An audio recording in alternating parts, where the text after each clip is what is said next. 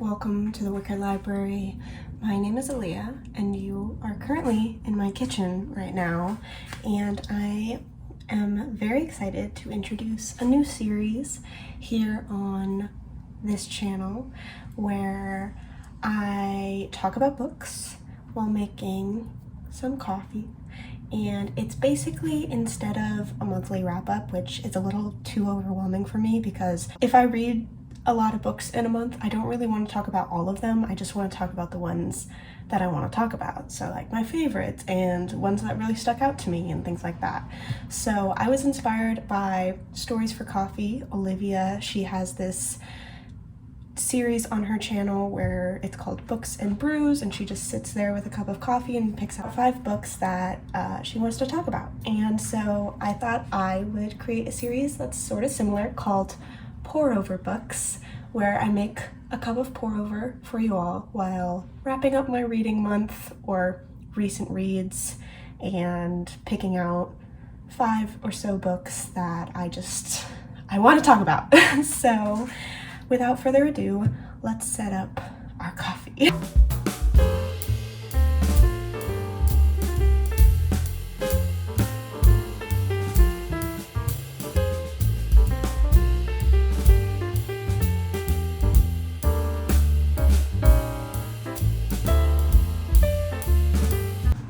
So right now I'm just heating up the water, and I'm gonna make a vanilla honey latte today. There's also going to be a lot of noise just because there's some construction going on in my apartment building literally above my door. So we're just gonna choose to ignore the background noise and make our little coffee. So I've read 13 books in September, which is really good. I do not usually read that many books in a singular month. It really had to do with me having a children's literature class this semester, and so I've been picking up a lot of children's stories and specifically graphic novels. I read 9 graphic novels out of the 13 books, and again, majority of the books I've read are queer, and I think only like three of them were not.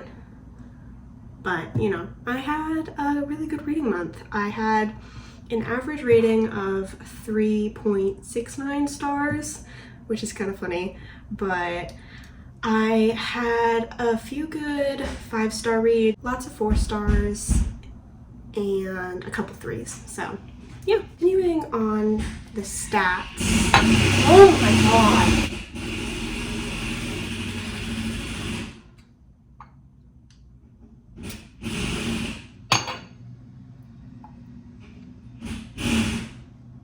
Continuing on with stats, 2 books that I read this month were owned already and 10 were from the library.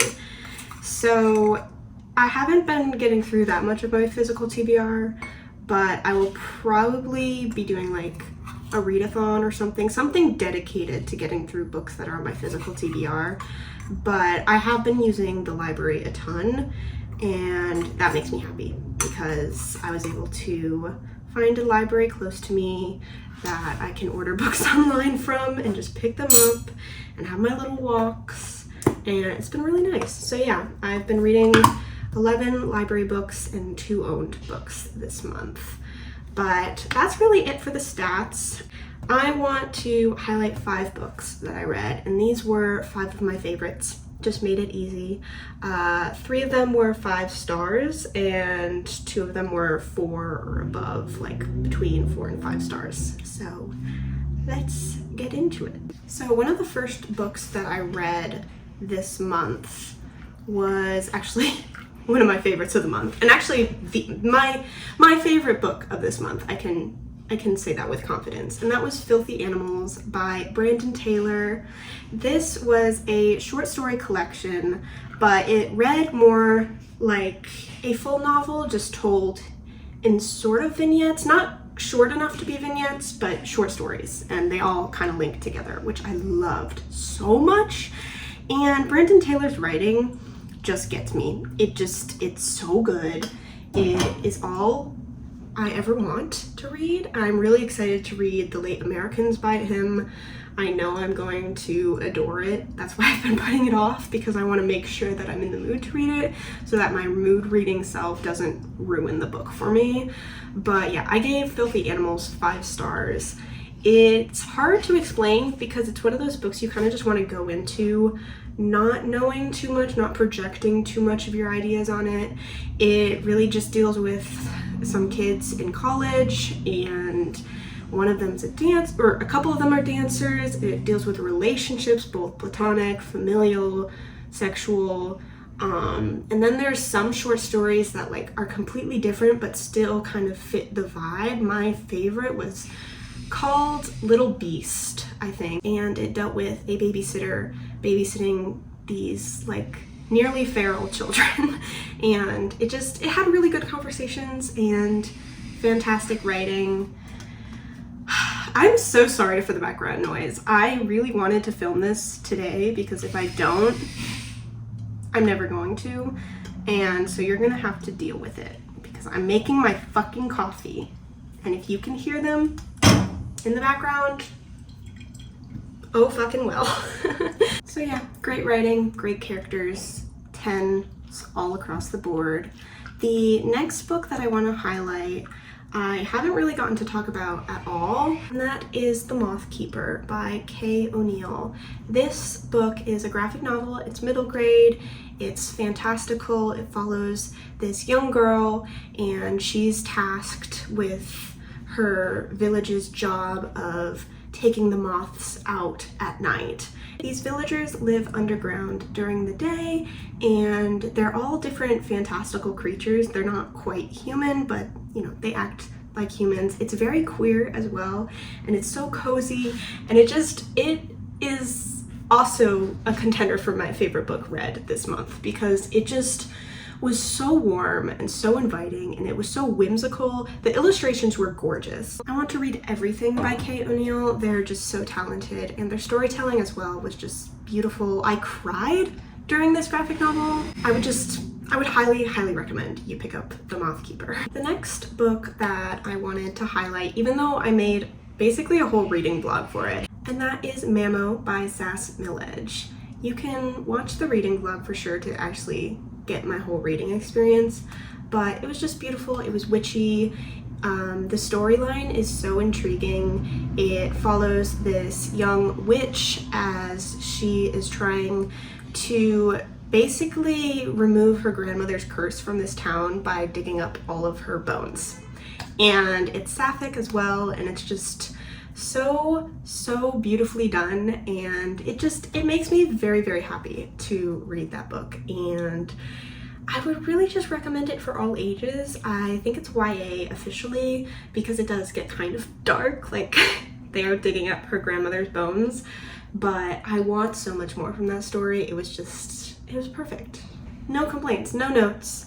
It was just a perfect little read, and I would highly recommend it. Even if you don't really pick up graphic novels, both The Moth Keeper and Mamo have just wonderful storylines and beautiful art that I feel like they're very accessible, and you gotta trust me. They're just so good, okay? They're so good, and I want more people reading and raving about them. The next book that I want to talk about officially is also a graphic novel because this was the mood that I was in. If you've ever doubted that I'm a mood reader, just look at my story graph, which, by the way, I put all my ratings and book tracking there. I am the most active on Storygraph across my other platforms. I would also link my Instagram. I'll link it below, but I don't use it that much, so you can follow it, but I don't use it that much. But the book I want to talk about, was not as cool as I thought it would be, is The Daughters of Wise by M.T. Anderson, and this book was illustrated by Jo Rioux. This was so fun, and I knew it would be a new favorite when on like the 4th page the princess character like beheads somebody, like a creepy man, and I'm like, oh my god, this is my book. This book was for me. and it follows these two sisters. I know it's a retelling of some sort of fairy tale, but I forget which one. I wasn't aware of it going in. I was just like, ooh, sea monsters and curses and sisters. So it follows two sisters in this seaside kingdom, and they've basically understood a way to control the sea and all the monsters within it, and they've like conquered basically all these other competing countries and cities. It's not good. It doesn't show that this was a good thing because they did just destroy like a bunch of other towns and villages and things like that. And it basically discusses power dynamics and things, but the art style again is just everything to me. It reminded me of sort of the same style that The Secret of Kells or The Song of the Sea. Is that what that movie is called? The one about the Kelpie?